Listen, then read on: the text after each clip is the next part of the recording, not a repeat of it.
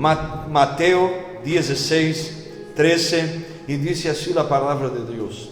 Viniendo Jesús a la región de Cesarea de Filipo, preguntó a sus discípulos diciendo: ¿quién dicen los hombres que es el Hijo del Hombre? Ellos dijeron: unos Juan el Bautista, otros Elías, y otros Jeremías o alguno de los profetas. Él les dijo: ¿y vosotros, quién decís que soy yo? Respondiendo Simón Pedro dijo: tú eres el Cristo, el Hijo del Dios vivente. Entonces le respondió Jesús: bienaventurado eres, Simón, hijo de Jonás, porque no te reveló carne ni sangre, sino mi Padre que está en los cielos. Y yo también te digo que tú eres Pedro, y sobre esta roca edificaré mi iglesia, y las puertas del Hades no prevalecerán contra ella. Y a ti te daré las llaves del reino de los cielos. Y todo lo que atares en la tierra será atado en los cielos, y todo lo que desatares en la tierra será desatado en los cielos. Entonces mandó a sus discípulos que a nadie dijesen que él era Jesús el Cristo. Cierre tus ojos una vez más. Señor, en esta noche te adoramos y te glorificamos. Rogamos al cielo y pedimos que tu presencia esté sobre este lugar, sobre esta casa, sobre nuestras vidas. Abre nuestra mente, abre la puerta de la revelación de la palabra y confirma todo lo que tú deseas hablar con nosotros aquí en este lugar y en esta noche, con nosotros que estamos aquí en vivo y también los hermanos por internet. En el nombre de Jesús, que todos seamos libres de toda secta, opresión y distracción, para poder oír la voz de tu Espíritu, y quien cree y concorda va a tomar asiento diciendo amén. Amén. Gloria a Dios. Alabado sea Dios. Hermanos míos y hermanas que están aquí en esta noche, estamos hablando entonces sobre esta serie de mensajes, una iglesia viva que anuncia un Dios vivo.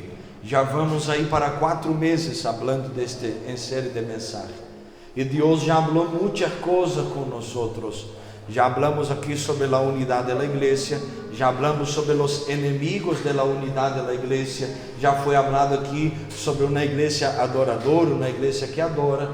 Viernes passado hablamos sobre a disciplina em la igreja viva, pero hoje nós vamos falar um pouquinho sobre este tema, os inimigos de la iglesia viva.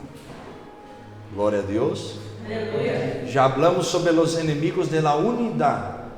Agora vamos falar sobre os inimigos de la iglesia. Amém? Glória a Deus. Então, que quede muito claro aí. Hoje nós vamos conhecer então os principais inimigos da igreja. Vamos saber também como os inimigos atuam no meio desta igreja, e vamos também ter resposta para poder defender nossa fé, poder defender a igreja, defender principalmente a palavra de Deus contra estes ataques que os inimigos da igreja intentam contra ela. Quando Jesus falou isto que nós leemos, Jesus hace uma declaração que me chama a atenção. Versículo 18 do capítulo 16 de Mateo. Ele vai dizer: eu também te digo que tu eres Pedro, e sobre esta roca edificarei minha igreja. E ele vai utilizar a expressão aqui dizendo: e as portas del Hades, dependendo da tradução, vai dizer as portas del inferno não prevalecerão contra ela. Ou seja, esta igreja terá inimigos, pero estes inimigos não vão a vencer a igreja. Estes inimigos não vão a prevalecer, não vão a poder, vão a lutar, pero não vão lograr a ter vitória sobre esta igreja, porque quem está sosteniendo esta igreja não são os hermanos, não é Pedro, não é a religião, não, é Jesucristo, que é a roca donde nós estamos bem alicerçados, e glória a Deus por esto. Então, vamos ter inimigos, vamos ter coisas ideologias, heresias y también enemigos que van a venir para atacar nuestra fe. Y nosotros hoy vamos a hablar sobre 3 puntos muy importantes para la vida cristiana. Primero, las ideologías que vienen para atacar nuestra fe. Segunda cosa, las heresías que vienen para también quitar el enfoque de la palabra de Dios. Y también las apostasías que atacan directamente a nosotros y nos alejan de Dios, de los hermanos y también de la palabra de Dios. Aleluya. ¿Podemos? Seguimos. Si hay un bolígrafo, un papelcito, apúntelo ahí, que esto te va a servir muy bien. Primera cosa, entonces, ideologías. Una ideología, se dice en español ideología. Una ideología es un conjunto de ideas que dan una dirección sobre acciones sociales de una persona o un grupo. Es lo que dirige la centralidad de las ideas. Entonces una ideología es el núcleo, puedo decir así, el núcleo de ideas que da una dirección para una persona o para muchas personas que están en un grupo. En nuestro siglo, la ideología que prevalece se llama, en portugués decimos posmodernidad, en español también, posmodernidad.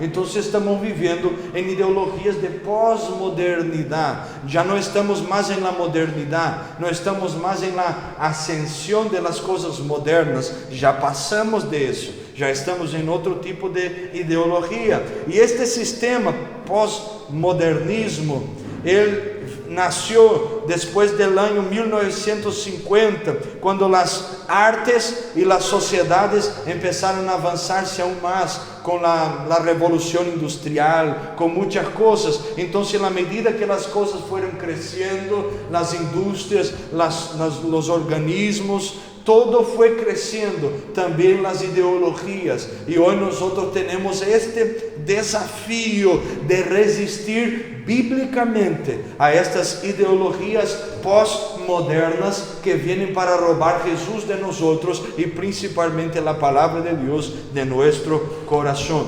Entonces, estas ideologías tienen algunas acciones en el medio nuestro. Yo voy a puntuar ellas, voy a hablar lo que significa, voy a dar ejemplos y también voy a dar la respuesta bíblica para cada una de ellas. Esto nos ayuda mucho. Hay cosas aquí que tú vas a percibir que tú vives esto en el día a día y no te habías dado cuenta.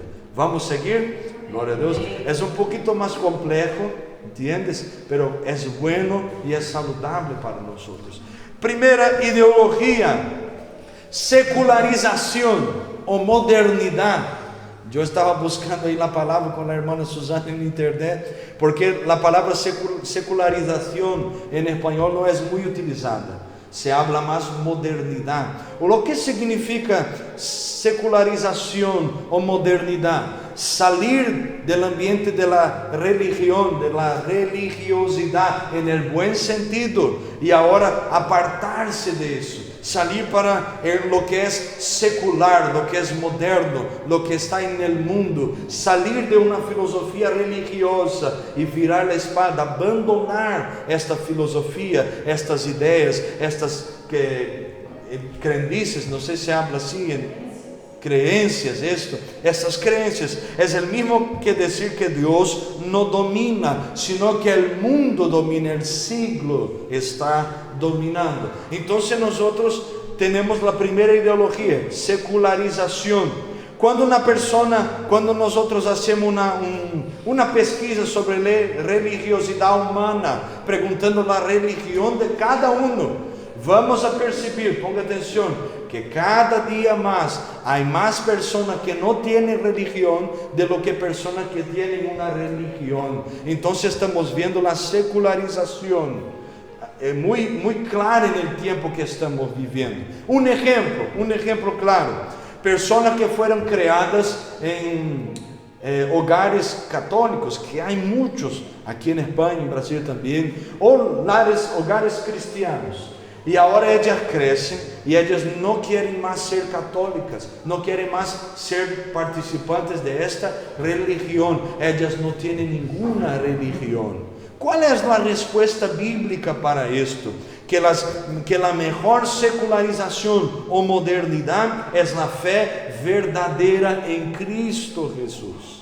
Não é uma moda, não é algo que siga o flujo do mundo que está crescendo, também não. Agora é poner nosso coração centrado em la fé verdadeira em Cristo. Deus é uma persona, ponga atenção. Jesucristo é Deus e também é a vida eterna. Stanley Jones vai dizer que há Deus e eu necessito concordar com Ele.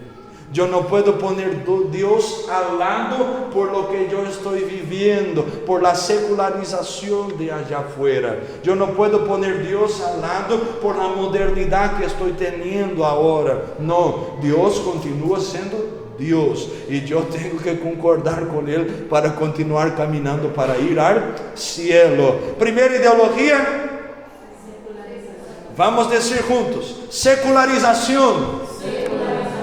Secularização. Há Deus e necessito concordar com Ele. Então, temos que entender muito bem isto. Segunda, consumismo. Oh, glória a Deus. Vamos falar, consumismo é uma ideologia destes dias. Há muita gente compra muita coisa e muitas vezes sem necessidade. E isto nós miramos na tela, escuchamos na rádio, os que aún são vintage que escutam na rádio, ¿sí? Os que estão mirando no teléfono, gente que toda hora há propagandas sobre muitas coisas para incitar nós outros a comprar uma coisa. A Aurora está já em Amazon e está mirando e dizendo: mira, Dieguito, mês que vem te toca comprar isso para nós outros. Então, pero uma coisa são necessidades, entende? Outra coisa são esta gana de comprar. Eu tenho que comprar, eu tenho que satisfazer, eu tenho que consumir. E nós outros estamos vivendo um tempo que nós outros não arreglamos as coisas, nós outros consumimos outras coisas novas, cambiamos. Então, o consumismo é uma ideologia que também estamos enfrentando ela em relação a lá fé. Porque, um exemplo, quando éramos niños, teníamos um par de playeros e teníamos um para quedar em casa, para ler serviço, las coisas, e outro para sair. Agora nascem mis hijos. Ui, irmão, Deus está falando comigo. Nascem mis hijos e o hijo tem 10 tênis, sapatos para quedar em casa, 15 para salir e outros para lo que pueda suceder quando venga a tormenta. Ele tem que ter algo novo para salir na lluvia. Esto se chama consumismo, ¿entiendes? E isto viene também contra nossa fé. E temos que entender qual é a resposta bíblica para isso, pastor. A resposta é: buscar em primeiro lugar o reino de Deus e sua justiça, e as demais coisas, as outras coisas, serão também añadidas. Ojo no que te vou dizer: quem cuida do cristiano é su Senhor.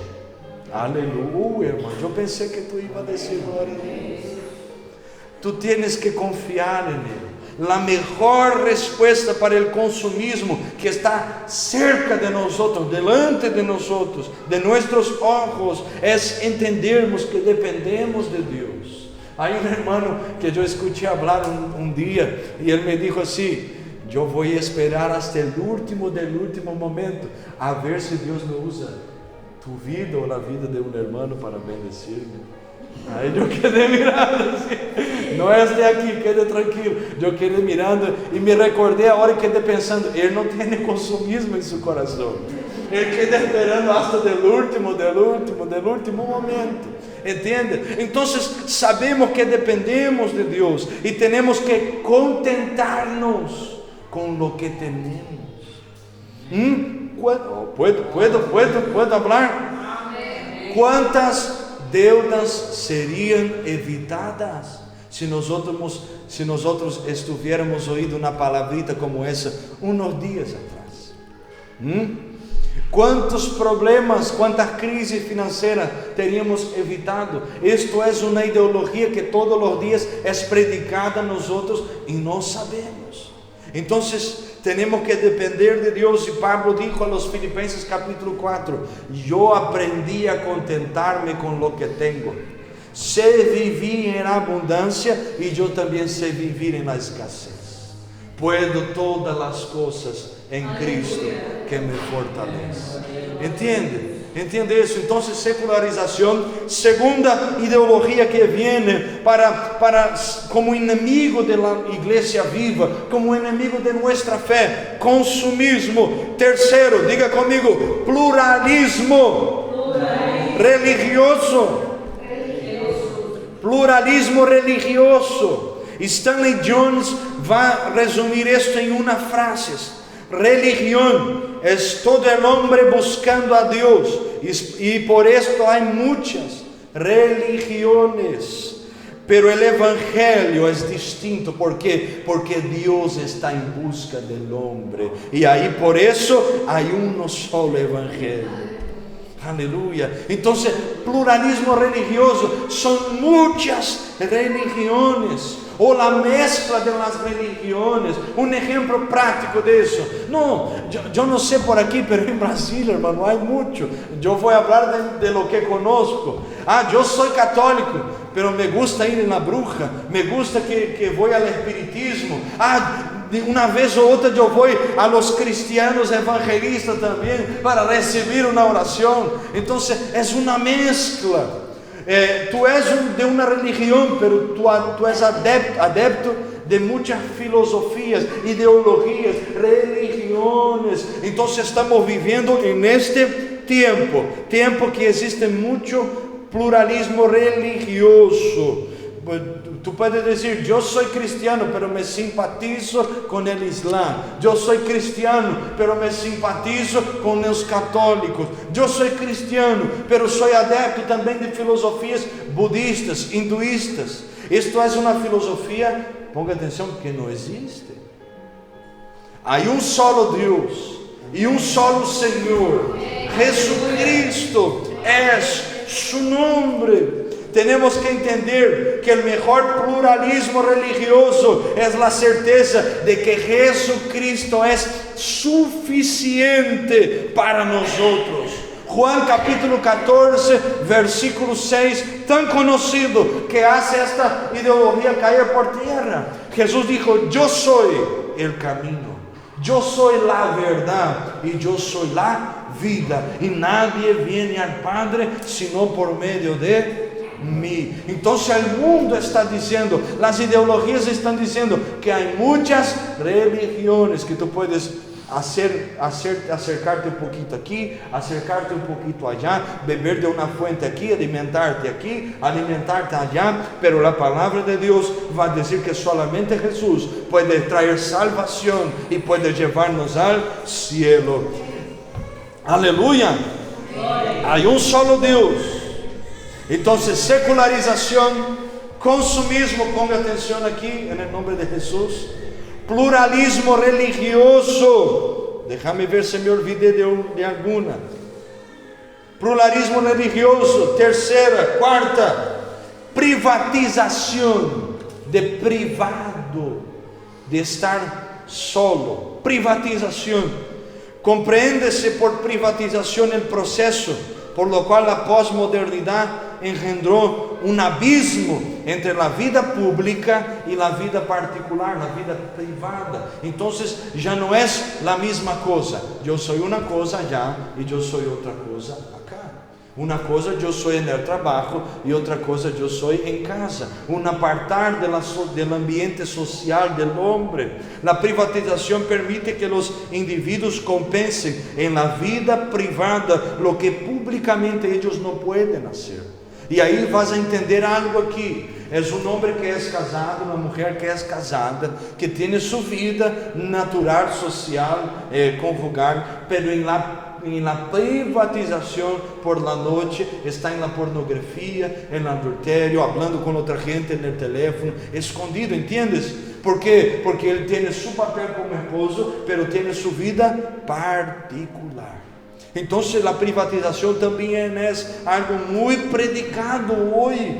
Tú puedes ir a la iglesia, pero tú puedes hacer tus cositas allá escondido que nadie te va a ver. ¿Entiendes esto? ¿Queda claro? Entonces privatización es algo que también luchamos, porque si yo soy de Dios aquí, yo soy de Dios en casa, yo soy de Dios cuando nadie me ve, porque la Biblia dice que sus ojos son como antorchas de fuego, contemplando los malos y también los buenos. Aleluya. Entonces, respuesta bíblica para eso: mejor que la privatización es saber que la iglesia es propiedad exclusiva de Dios. 1 de Pedro 2:9, pueblo adquirido, nación santa, para que anuncie la obra de aquel que nos llamó de las tinieblas para su maravillosa luz. Y tenemos que entender lo que Dios dice en Isaías 42, versículo de número 8: Dios no divide su gloria con nadie. Todo es para Él, y si somos de Él, somos de Él. No podemos tener un pedacito para nosotros.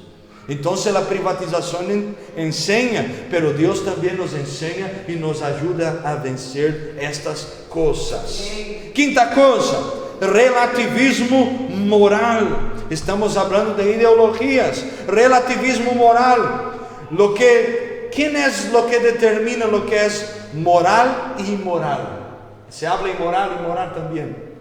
Lo que es lo que determina? Esta ideología va a decir que la lenguaje es incapaz de comunicar exactamente la verdad. Entonces lo que es verdad para Ana no es verdad para Celi, lo que es verdad para Jairo no es verdad para mí, porque la verdad es relativa. Entonces Jesús es tu Salvador, pero para ti Jesús es Salvador, para mí Salvador es Buda o es Mahoma. Entonces la verdad es relativa. Tenemos que entender que la respuesta bíblica a respecto de eso es sabermos que hay una verdad absoluta, que Jesucristo es la palabra de Dios, y el mundo y sus propios conocimientos jamás van a conocer lo que es esta verdad. Por eso dijo Jesús: el mundo pasa y sus deseos, mas la palabra de Dios permanece por lo siempre. Los valores de Dios son inmutables. Entonces, primer punto que hablamos aquí: las ideologías, secularización o modernidad, consumismo, pluralismo religioso, privatización y relativismo moral. Cuando hablamos con nuestros colegas de trabajo sobre este relativismo moral, él te va a decir: pero ¿por qué vives una vida con una mujer sola? Si tú puedes tener otras, pero eso no es cierto. Y él te va a decir: esto no es cierto para ti, pero para nosotros todo es así. Entonces la palabra de Dios va a enseñar a nosotros que hay una verdad, que es la Biblia, y mientras estamos en el medio del camino estamos lejos de Dios, pero cuando tomamos una posición al respecto de las cosas de Dios, empezamos a vivir para la gloria de Dios y entender que la palabra de Dios es lo único que tiene y debe tener poder y ejercer verdad sobre mi vida y sobre mi corazón. Secularización, consumismo, pluralismo religioso, privatización y relativismo moral, ideologías. Segunda cosa que ataca la iglesia, y que muchas iglesias se cerraron o fueron divididas, o mucha gente se apartó del Señor por causa de esto. Diga conmigo: heresías. Heresías. Lo que es una heresía? Pablo y la Biblia van a hablar mucho sobre eso. La palabra heresía significa exactamente una decisión, en portugués queda mejor, escolha. Escoja, una escoja, algo que se puede tomar, un atalho. Un atajo, entonces algo que sale del camino. Pablo escribió sobre el peligro de los vientos de falsas doctrinas, Efesios capítulo 4, versículo 14. Y Jesús también profetizó diciendo, porque van a surgir falsos cristos y falsos profetas, obrando grandes señales y prodigios para engañar, si posible, hasta mismo los escogidos. Mateo capítulo 24, versículo 24. Entonces nosotros vamos a enfrentar este enemigo, heresías que se levantan para sacar nosotros. Con lo pasar de los años, las heresías tomaron el sentido de una doctrina o una interpretación teológica que alguien adopta, mas no y también rechaza como falsa, porque hay los dos lados, aquel que acepta la heresía y aquel que lucha contra ella. Entonces aquel que acepta y aquel que rechaza como falsa. Las heresías deturpan, ¿existe esa palabra? Mezclan lo falso con lo verdadero en sus puntos esenciales, fundamentales, lo que es innegociable para la fe cristiana. La heresía va a ser esto. Entonces la heresía, nosotros vamos a hablar unas de las principales heresías, y tú vas a entender mejor lo que es eso. Por ejemplo, primera, la triunidad de Dios. El Dios es trino o triuno, se puede decir de las dos maneras: Dios Padre, Dios Hijo y Dios Espíritu Santo. Un ejemplo más claro sobre eso, para que tú entiendas mejor. ¿Cómo tres en uno, pastor? Tú vas a mirar el huevo. El huevo tiene la cáscara, tiene la clara y tiene la gema, y los tres hacen parte del huevo. El sol tiene calor, tiene brillo, tiene luz, y tiene el sol en su fuerza, en su totalidad, en su materia. Las tres cosas hacen parte del sol. Entonces hay heresías al respecto de eso también, y es una cosa que no es de hoy, hermano. Es una cosa que ya viene de muchos años, y los primeros cristianos lucharon contra eso también, pero quedó ahí, y después hay gente que trae de nuevo, y ahí queda esta mezcla, y mucha gente ya se perdió en la fe sobre estas cosas. Entonces, por ejemplo, yo creo en Jesús, pero yo no creo en el Espíritu ni en el Padre.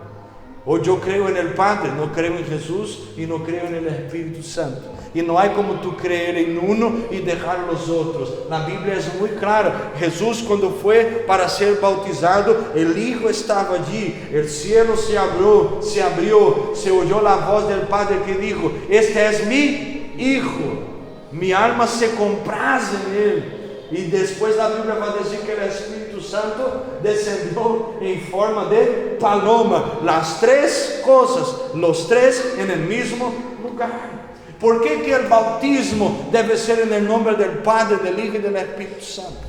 Jesús dejó esto. Pastor, pero en Hechos capítulo 3, Pedro, cuando predica, va a decir que deben arrepentirse y ser bautizados en el nombre de Jesús. Pedro no estaba doutrinando el bautismo. Pedro estaba diciendo en qué autoridad este bautismo va a ser realizado. Y tenemos que entender que quien doutrinó el bautismo fue Jesús. Pedro no está enseñando sobre el bautismo, él está apuntando un camino. Ahora vosotros no son bautizados por Moisés, nosotros no somos judíos, ahora somos cristianos, tenemos que estar bajo la autoridad de Cristo. Pero cuando fue a ser bautizado, debe ser bautizado en el nombre del Padre, en el nombre del Hijo y en el nombre del Espíritu Santo.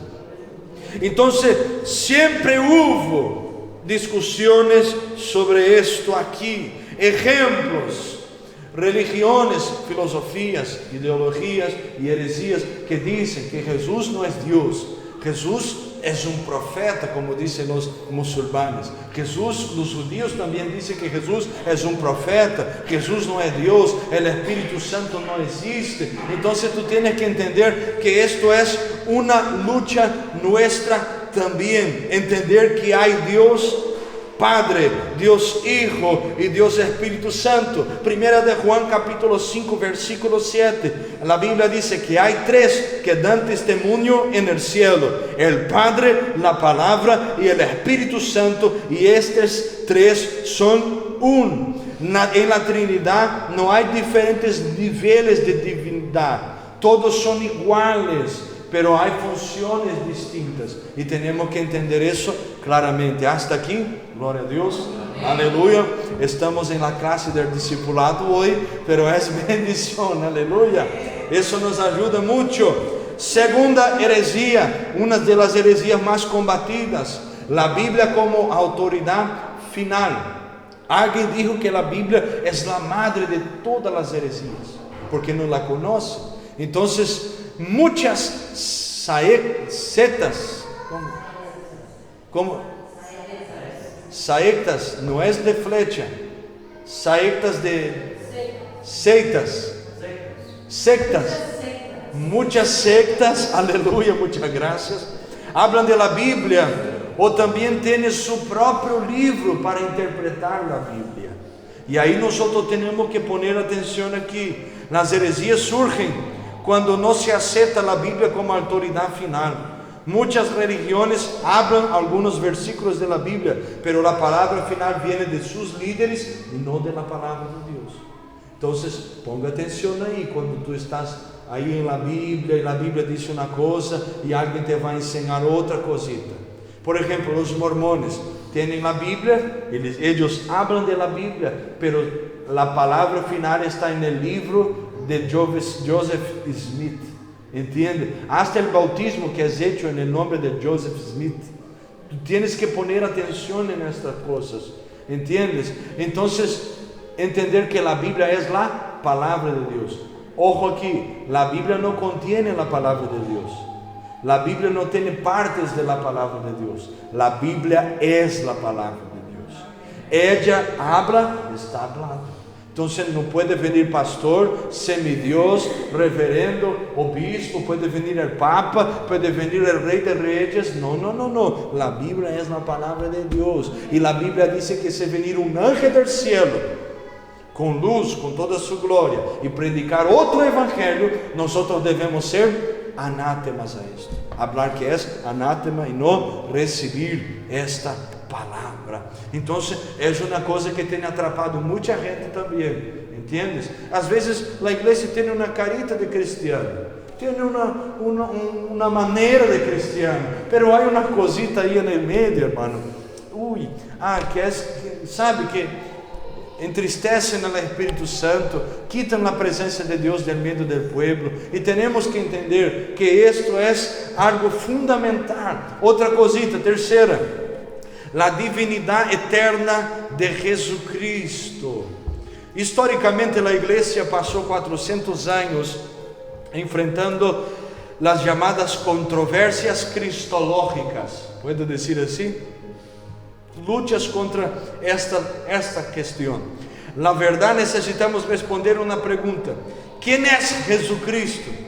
Y muchos van a traer muchas doctrinas extrañas de cosas raras en la fe bíblica, algunas de las cuales acaban negando que Jesús Cristo es Dios, y esta negación contradice totalmente a nuestra fe. Entonces hay doctrinas que están negando que Jesús es Dios, y tenemos que entender que Jesús es Dios. Jesús es Dios. Juan capítulo 1 va a decir claramente sobre eso en los primeros versículos. Un ejemplo más claro de esto, cuando encontramos a alguien que dice: yo creo que Jesús tiene una buena palabra, pero él no cree que él sea un salvador o Dios. Yo entiendo la filosofía de Jesús, pero no lo acepto como mi Señor y Salvador, ¿entiende? Entonces Jesús es Dios y la Biblia habla sobre eso, y nosotros no tenemos como huir de estas cosas. La Biblia va a decir que sin Él nada de lo que fue creado sería creado, porque sin Él nada sería hecho. Por Él y para Él y por Él son todas las cosas. Entonces Jesús es Dios. Otra cosita, hasta aquí, gloria a Dios, aleluya, ayúdame ahí. mediación exclusiva de Jesucristo. ¿Cómo así? La Biblia dice que hay un solo mediador entre Dios y los hombres. 1 Timoteo capítulo 2 versículo 5. ¿Quién es? Jesucristo, hombre. Pero hay cosas, heresías que enseñan, por ejemplo en el catolicismo, que no debemos ir hasta Jesús, debemos ir por María, y María va a interceder por nosotros. Nosotros no rechazamos hermana María porque fue un instrumento de Dios para traer el Salvador al mundo, pero ella no tiene nada que ver. Una cosa que nos ayuda a entender bien esto es cuando miramos para la cruz, vamos a ver un hombre que estuvo allá, un solo. ¿Quién estuvo allá? Jesús. Él murió por nosotros. Él entró en los santos de los santos como sacrificio perfecto, se entregó por nosotros. Y la Biblia dice que el velo del templo se rasgó de alto a abajo y ahora el acceso está libre. Hebreos capítulo 12, para que todos nosotros entremos también allá en el trueno del Señor y podamos alcanzar misericordia también por el sacrificio del Señor Jesús. Entonces hay un mediador, un intercesor, Jesucristo. Aleluya. Entonces hay heresías que hablan que no necesitamos ir para Jesús. O vas a ir al liderazgo de la iglesia. No, hermano, tú tienes que ir a Jesús. Nosotros aquí te ayudamos a llegar hasta Él, pero Él es el camino y nosotros no somos el peaje. Gloria a Dios por eso. Si no iba a salir muy caro también. Gloria a Dios. Otra cosita, hasta aquí, gloria a Dios. Muerte expiatoria y resurrección corporal de Jesucristo. A través del siglo vamos a encontrar muchas y muchas cosas, como la película aquella. ¿Cuál? ¿Cómo? De Tom. No, la pasión de Cristo no. Aquella que ellos hablan que Jesús tuvo una hija con María Magdalena. Entonces, lo que quiero decir es que hay muchas cosas diciendo que Jesús no resucitó, ¿entiendes? No murió y no resucitó por nosotros, sino que Jesús tuvo una familia con María Magdalena y no sé lo que, y tarará, tarará. Pero esto es tontería, hermano. Tú imaginas que hace 2000 años que están intentando probar eso y no consiguen. ¿Entiende? En la época de Jesús, los mejores investigadores eran los romanos y ellos estaban como guardias allá. Hay gente que va a decir mucha tontería, pero Jesús sí murió, Jesús sí resucitó. Y si Jesús no murió y no resucitó, nuestra fe es vana, dijo Pablo. Pero Él murió y Él resucitó. Tenemos una esperanza. Y de la misma manera que Él ascendió al cielo, Él también volverá, hermano Jairo, y nosotros subiremos con Él para la gloria eterna. Aleluya. Entonces tenemos que entender que Cristo murió por nuestros pecados, que Cristo es el centro de la fe cristiana, y el mensaje del cristianismo es: Él murió, Él resucitó, Él ascendió y Él volverá también a buscar en nosotros. Da una prédica esa en muerte, déjame ahí, aleluya. Entonces, estas son las heresías. Hablamos de las ideologías, hablamos de las heresías, y ahora vamos a hablar de la tercera parte. El tercer enemigo de la iglesia viva, de la fe cristiana, que se llama apostasía. Ideología, heresía y apostasía. Gloria a Dios. Entonces, lo que es una apostasía, o alguien que es un apóstata, é alguém que abandonou a fé, é alguém que virou a espalda para o cristianismo, para Jesus. O termo apostasia foi muito utilizado na Grécia antiga para descrever o soldado que começava a lutar contra su esquadrão, seu próprio exército. O soldado que apostatava era o soldado que se revoltava contra seu próprio exército. No Antigo Testamento, esta palavra apostasia foi muito utilizada a respeito del pueblo de Israel en su comunión con Dios, porque la Biblia va a decir que muchas veces Israel apostató de Dios, se apartó de Dios. Entonces hay una alerta del cielo para nosotros. Si hay un enemigo también que tenemos que luchar, son las apostasías. Y queda una preguntita: ¿por qué la gente se apostata de la fe? Vamos a hablar de algunos motivos y vamos a orar y Dios va a obrar en el medio nuestro. Primer motivo, diga conmigo: perseguición. Todos nosotros ya oímos hablar y tenemos oído hablar de hermanos y hermanas que sufrieron persecuciones y no negaron al Señor y murieron. Tienen testimonios lindos, pero también en el medio de eso hay hermanos que negaron al Señor. Hay gente que tuvo su fe probada en la persecución y no tomó la decisión de continuar siguiendo a Jesús. Hay gente que negó al Señor porque enfrentaron angustias, calumnias y persecuciones. Es importante nosotros entendermos que persecución no significa necesariamente una violencia, una amenaza de espancamiento, de muerte.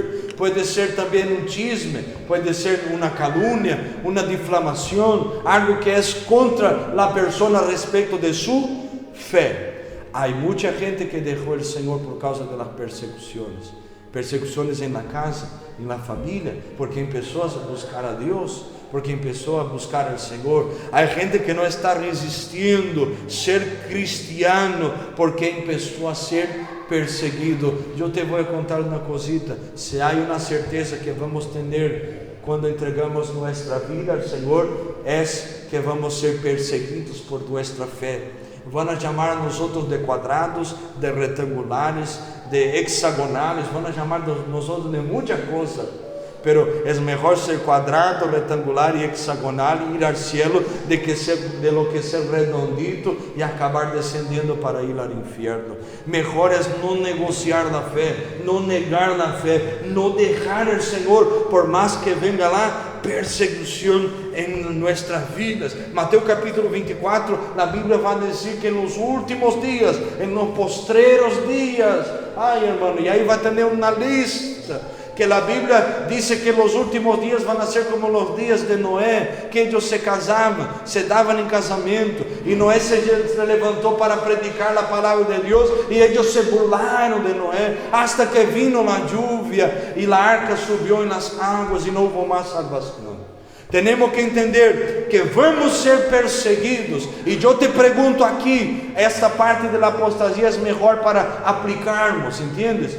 ¿Tú estás dispuesto a ser perseguido y no virar la espalda para el Señor? Oh hermano, tú estás pensando es porque tú estás ahí en el medio del camino. ¿Estás dispuesto, sí o no? O tú eres soldado que va a ponerse en el medio de la batalla, o tú no es nada, tú quedas en casa comiendo pipoca y mirando película. Pero nunca vas a saber lo que es luchar la buena batalla y llegar al cielo y recibir con honor el galardón que Dios tiene para aquellos que son buenos soldados de Cristo Jesús. Entonces yo quiero ser perseguido, hermano. Aleluya. Y cuando venir, gloria a Dios. Amén. Otra apostasía, diga conmigo: mundanismo. Santiago capítulo 4, versículo 4, la Biblia dice que aquel que desea ser amigo del mundo es enemigo de Dios. En portugués hay una palabrita que nos da otra percepción mejor de lo que Santiago estaba diciendo. Aquel que desea ser amigo del mundo se va a constituir enemigo de Dios. ¿Por qué? Porque o tenemos alianza con Dios o tenemos alianza con el mundo. O servimos a Dios y tenemos Él como nuestro Señor, o nosotros servimos al mundo y tenemos al mundo como aquel que nos lleva, nos guía, nos dirige. Entonces hay mucha gente que apostató de la fe por causa de este mundanismo. Hay una musiquita, pastor, una película que tiene unas escena pornográfica que yo no paso rápido, quedo mirando, cosas, un linguajar, una manera de hablar, las palabrotas, el mundanismo que va entrando en el corazón y creando raíces en su alma. Dios te quiere liberar de eso, porque la Biblia dice que aquel que ama el mundo, el amor del Padre no está en él. Primera de Juan 2:15. Yo creo que eso ya está bien claro en el medio nuestro. O somos de Dios o somos del mundo. Y mundanismo es algo que tiene robado también la fe de mucha gente. Tercera cosa, una fe superficial. Alguien que no tiene profundidad con Dios. Mateo capítulo 13 versículo 21, la Biblia dice que alguien que no tenga raíz en sí mismo, sino antes de poca duración, de poco tiempo de resistencia. Una fe superficial es una fe que no soporta las luchas, las pruebas, las dificultades. Es una fe que se rinde al primer problema que enfrenta. Entonces, fe superficial es algo común en el medio de la iglesia. Yo soy un ejemplo, una persona que es un simpatizante del cristianismo, está aquí, pero aún no tomó la decisión, pero se siente bien alabando a Dios, se siente bien escuchando la palabra, pero no tiene raíces, y ahí queda años en la iglesia, y conocemos gente así, años, pero cuando viene un problema mayor, chispa fora, deja el Señor, vira la espalda. ¿Por qué? Porque no tiene profundidad en la comunión con Dios y no soporta.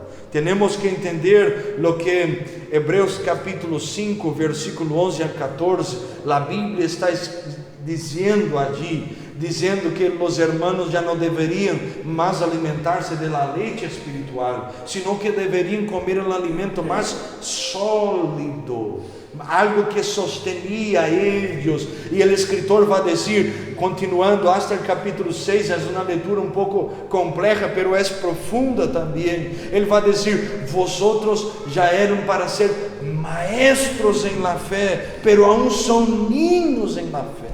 Una fe superficial es una fe que se contenta en alimentarse con la lechecita, pero una fe verdadera es una fe sólida, una fe que me lleva más cerca del Señor. Una fe superficial es una fe que cobra de los hermanos las cosas, pero una fe madura es una fe que regala, que da, que no espera recibir para que pueda entregar, no entrega, y si viene, viene, si no viene, Dios tiene todo el poder y control, y lo que es mío está guardado por Él. Aleluya. Una fe superficial es una fe que no respeta, una fe que no entiende. Una fe madura es una fe que tiene respeto, que sabe hablar, una fe que sabe amar. Gloria a Dios. Aleluya. Cuarta cosita, vamos caminando para el final.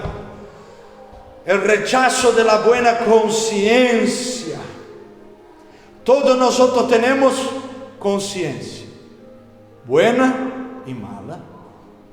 Conciencia es lo que pasa en tu cabeza y tú escuchas muchas veces la voz de ella ahí, cuando tienes que tomar una decisión y viene el discernimiento de tu conciencia de lo que estás haciendo, si es cierto o si es algo errado.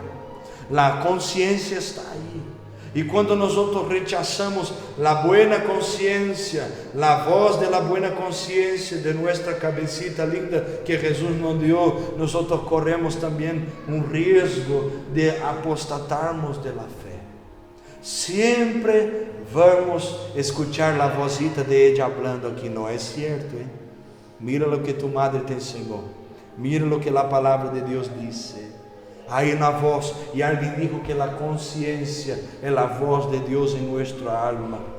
¿Entiende? Porque siempre ella te va a llevar la buena conciencia para un camino bueno, de hacer las cosas correctas. Por eso dijo el escritor a los Hebreos, capítulo 3, versículos 7 y 8: si hoy oíres la voz del Señor tu Dios, no endurezca tu corazón. Quando tu não escuchas a voz de tu consciência, ela para de falar. É como a voz do Espírito Santo. Ele te habla, pero tu não toma a decisão. Ele te habla, pero tu não lo haces. E ele vai deixando de falar. E não é que ele se está apartando, és tu que estás se alejando de ele. Ele continua falando, pero mientras tu te apartas, mais lejos a voz de ele vai quedar. Aleluya. Entonces mucha gente se apartó porque no escucha más la voz de la buena conciencia. Quinta cosa, prosperidad. Mucha gente, porque estaba en la prueba, empezó a buscar a Dios, y Dios bendice, hermano. Dios bendice, no hay como negar eso. Nosotros somos resultados desta bendição e desta prosperidade. Prosperidade não é dinheiro, prosperidade tem que ver com bem-estar, com saúde, com bem-estar personal, com alegria, paz, poder acostar a cabecita em la almohada por la noche e ter a consciência limpia de que todo está bem, porque Deus me ha prosperado. Não é uma parte de tu vida. Prosperidade bíblica é todas as áreas de minha vida bendecidas, prosperadas e em vitória. Aleluia. Isto é prosperidade, irmãos. Isto é prosperidade. Pero sabemos que muitos cristianos se apartam de Deus muito mais em la prosperidade de lo que em la escassez. Em la escassez nos acercamos. Em Brasília, irmã Gisele, se vai recordar bem, temos um dicho que quando o sapato aprieta, nós começamos a buscar a Deus, que cada um sabe onde duele. E aí muitas vezes Deus permite para que lo busquemos, pero la prosperidad, según nuestro hermano y pastor predicador Charles Swindoll, él va a decir que existen dos periodos difíciles en la vida cristiana: el primero de la adversidad y el segundo de la prosperidad. De los dos, dijo él, el último es el más difícil, porque cuando estamos bien tenemos una tendencia de no nos recordarnos que somos dependientes de Dios. ¿Puedo decir algo aquí? Quando o dinheiro cai na conta e tu não tens que orar para que Deus envie a provisão, tu te olvidas muitas vezes de dar graças. Eu já orei, irmãos, e continuo orando a respeito disso.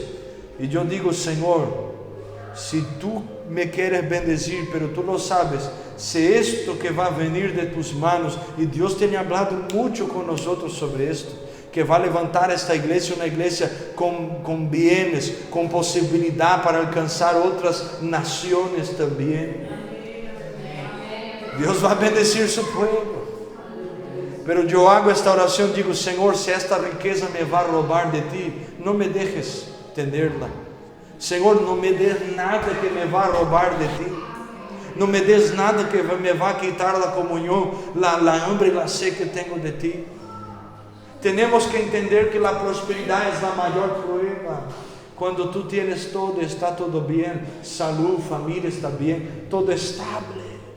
É a maior prueba, e muita gente está abandonando a fé por causa desta prosperidade. Os hijos de Israel, principalmente no livro de los jueces, tu vas a ver, eles buscavam a Deus para que Deus nos livrara de las manos de los filisteus, de los madianitas, de los enemigos. E aí Deus levantava juízes como Débora, como Sansón, como Jefté, como Gideón, como muitos, como Otoniel. E aí Deus livrava eles, e eles se apostatavam de Deus. Tudo estava bem, e agora se olvidavam. Passava 40 anos de esclavitud, e eles começavam a buscar, e tu vas a ler isto na Bíblia.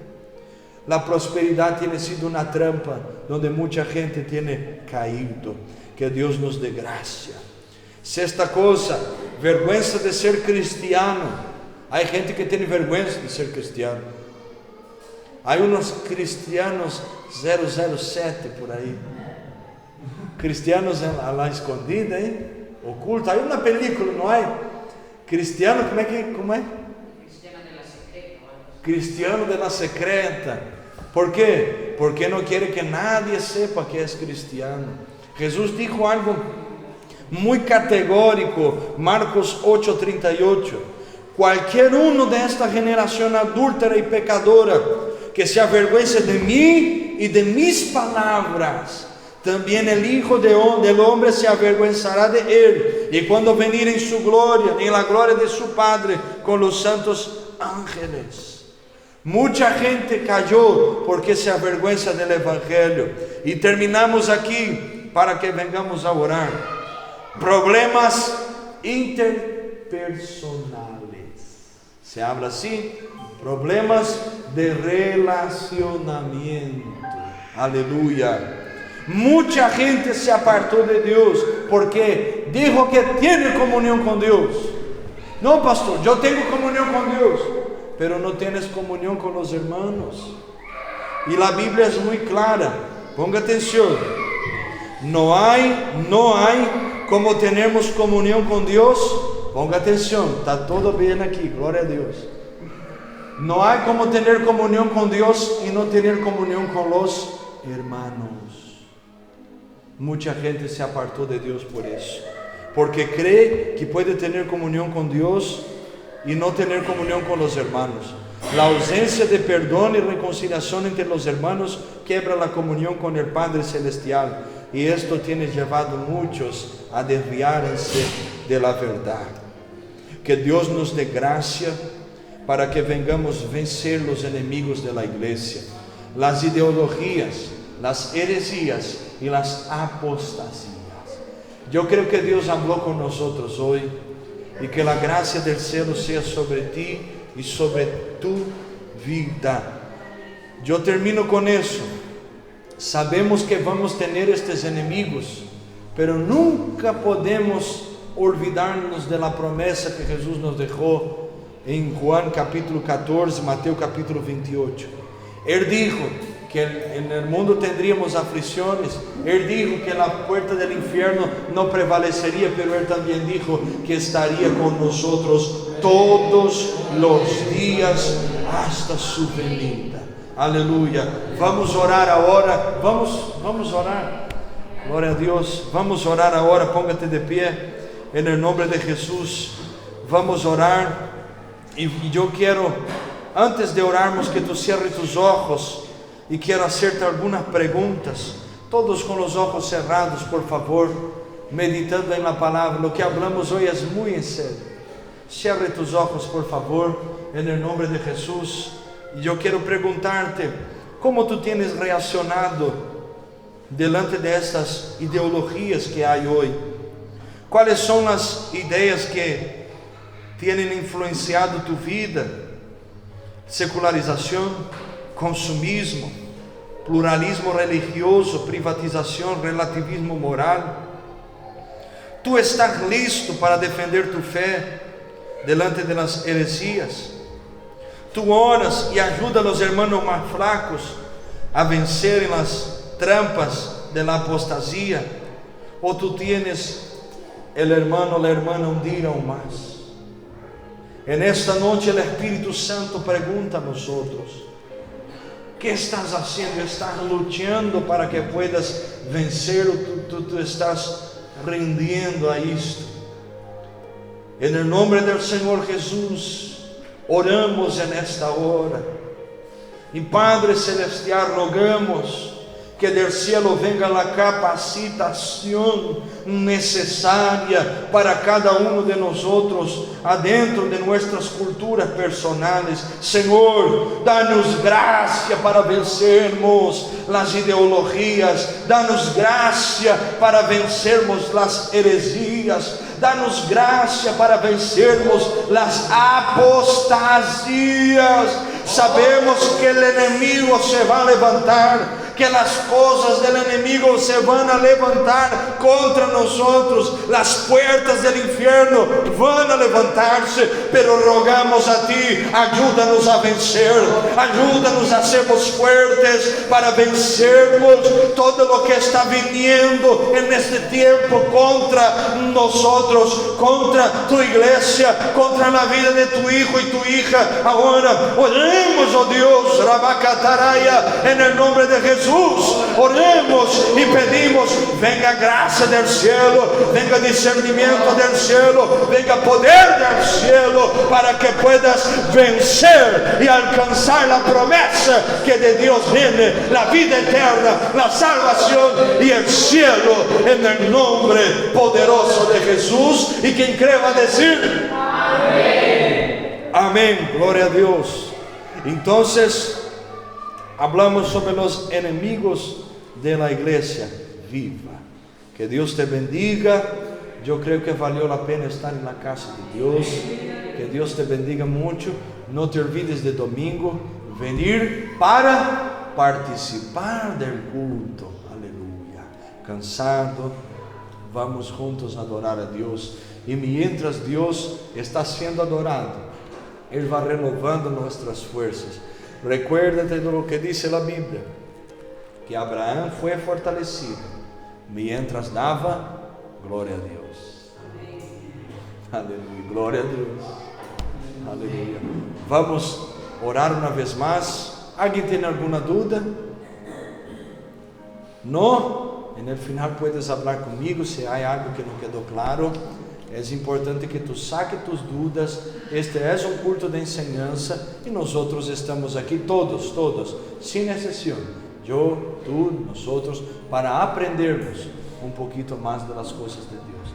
Amén. Cierra tus ojos entonces. Señor, te alabamos, te damos gracias, te glorificamos. Señor Dios, guarda nuestras vidas, guarda la vida de cada hermano, cada hermana, todos que están aquí. Confirma a bendición del cielo, la protección, el revestir de tu espíritu y de tu gloria. Señor, líbranos de las ideologías, de las heresías y de las apostasías. Que nosotros estemos en tus manos siempre bien guardados. Que el gran amor de Dios nuestro Padre, la gracia del Señor Jesucristo